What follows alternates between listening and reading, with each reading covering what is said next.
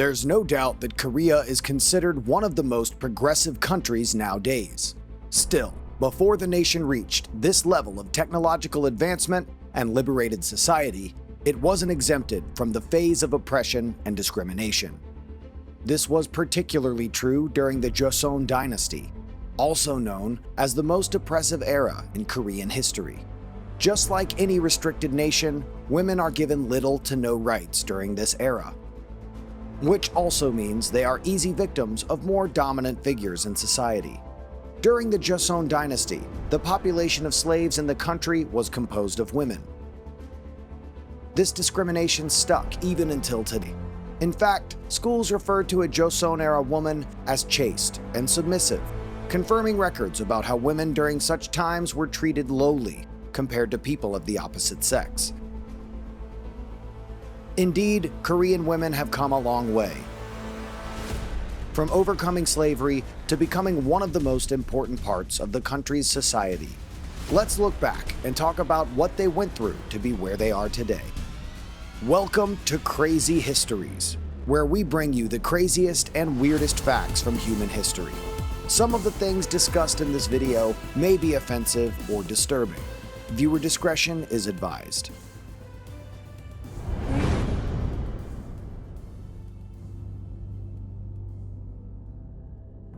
Also known as the Nobi, the Korean slavery system was abolished in 1894. But before it was completely removed, this system is pretty normal all throughout the country. Nobis was divided into two categories: the public, or those belonging to the government, and the private, or Nobi, which belongs to individuals. Slavery began during the Three Kingdoms period, when there was a shortage of labor. Because of this, captured people were enslaved, and soon enough, this created a cycle of slavery. Without any means to free themselves from the system, the number of slaves grew in the coming period. Records show that the population ballooned even further during the Joseon era. Out of a population of 2 million, it is estimated that there were 200,000 state and private slaves. This number proves that the political and economic elite had come to rely on slave labor for essential production. During the Joseon Dynasty, there was a further division of the hierarchy. The first is the Yangban, comprised of nobles, government officials, and educated people who belonged to the elite social class. Second to this were the Yangmen, also known as the commoners, and third, the Chonmen, or the ordinary people. This hierarchy is important because during this era, the social class determined the possession of nobis, just as it also measured whether a person could own land or not. Basically, nobis are considered properties that people who sit on the higher part of the social ladder can own. King Sejong confirmed such objectification of slaves, saying, "In general, if the land is human life, the nobi is like a member of the Yangban. Accordingly, both are of the same importance for the Yangban." When the Japanese and Chinese invaded Korea, the Nobi system fell. The slaves were freed to help increase revenue during this time. Since they were originally not required to pay taxes, slaves were given freedom so they could become a new source of revenue for the nation.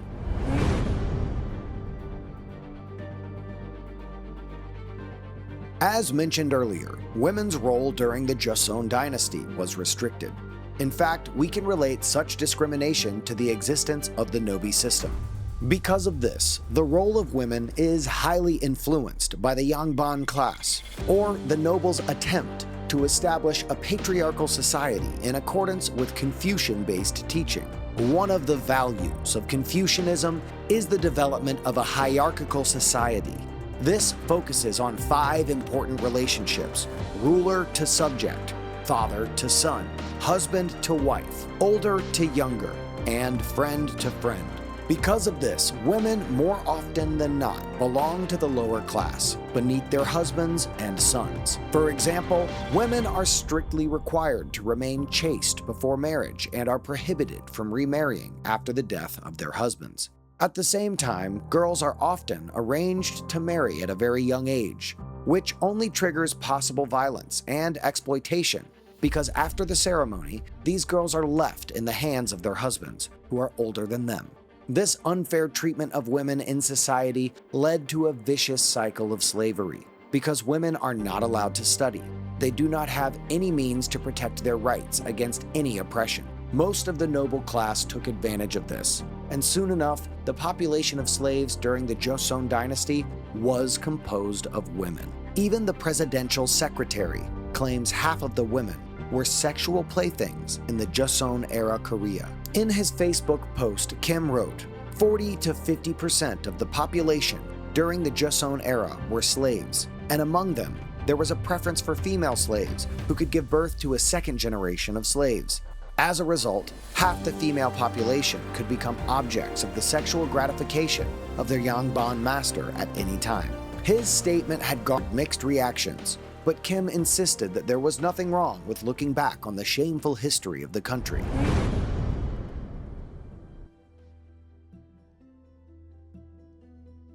When the Asian and Pacific Wars started, the Japanese government started to mobilize an estimated 200,000 women to their military brothels to sexually serve Japanese armies. The majority of these women are young, unmarried Koreans, who were the easiest victims given that their country was colonized by Japan during that time. The peak of this devastating event happened at the end of the Joseon Dynasty, when Japan invaded the nation, taking advantage of how defenseless and vulnerable women were. Soldiers would take anyone they laid their eyes on. However, they made sure to disguise such actions behind the narrative of recruiting women for nursing jobs. However, it was more like kidnapping or forcing women into the brothels than recruiting them. Women were gathered up on the streets, persuaded to go to places where they thought they would find nursing homes or work. Some were even bought from their parents to be indentured servants. This is proof that even after the Joseon era, Korean women were subjected to such cruel treatment as a result of their poor standing in society. Even after a decade, the pain and suffering these women endured have yet to heal. I doubt time will be enough to erase these tragic memories from their lives. It doesn't help that there are records of the treatment these women suffered during the Japanese occupation, with only a few survivors to shed light and seek justice for those who were victims of this unjust treatment.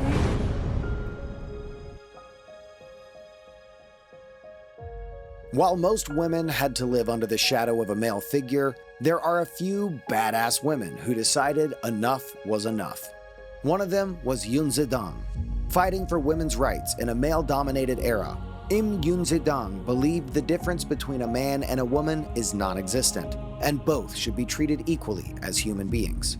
Coming from a poor family, Yoon Se-dang knows how hard it was to be born a female during the Joseon Dynasty. However, she was least persuaded by the long-standing stereotypes of society. She was not the only woman who displayed intellect and wit during the Joseon Dynasty, but she was one of the few who used her head to overcome the shackles of society. Unlike her other peers who wrote about love, Im's writings focused on her research of Confucian classics. Of course, she could not do all this alone. After some time, Yoon Se-dang became a part of a tradition started by the Nihon of Queen Insu. This involved the use of the classics to regain women's access to philosophy and education. She also wrote about her belief in the equality of all people and the superiority of energy over reason.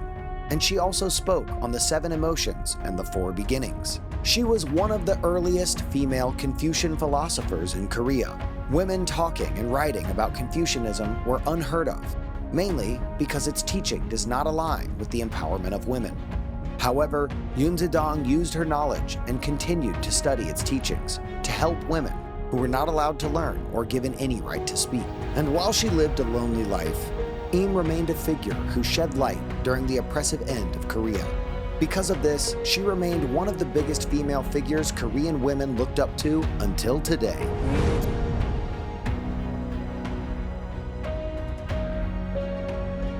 As mentioned before, Korea has come a long way when it comes to gender equality.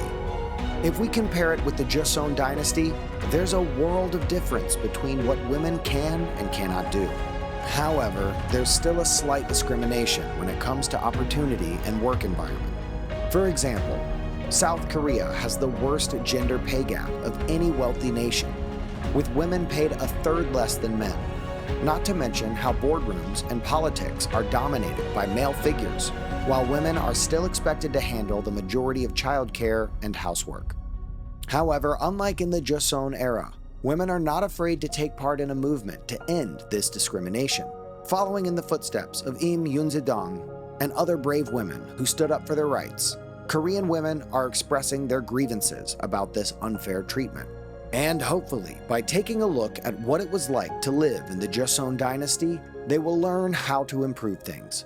We hope you liked the video and hit the like and subscribe buttons. Make sure to enable post notifications and let us know what you think about this story in the comment section. Thanks for watching, and we'll see you next time.